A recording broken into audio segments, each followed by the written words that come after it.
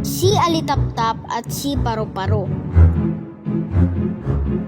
May isang paru-paro na pinaglaruan ng isang batang lalaki.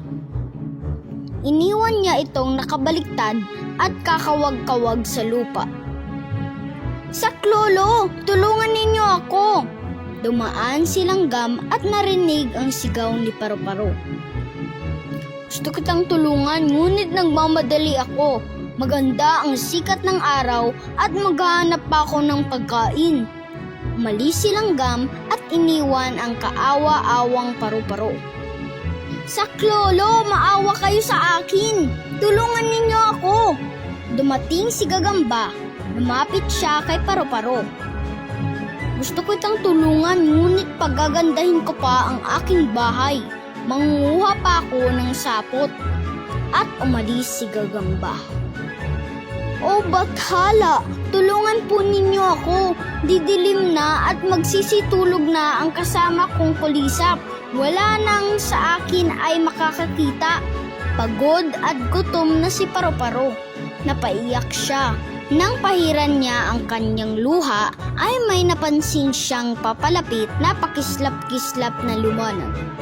"Naku, bakit ka nandyan? Napaano ka at kawag ka ng kawag?"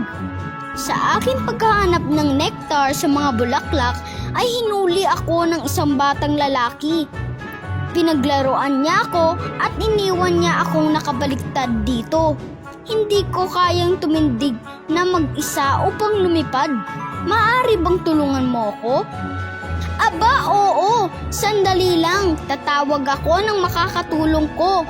Ilan pang sandali ay dumating ang maraming alitaptap.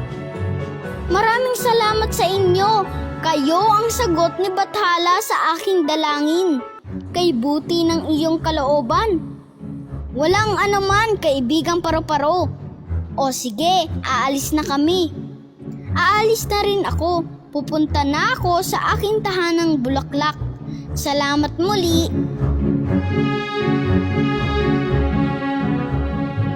Ang aral sa kwentong ito ay, makikilala mo kung sino ang iyong tunay na kaibigan sa oras ng kagipitan.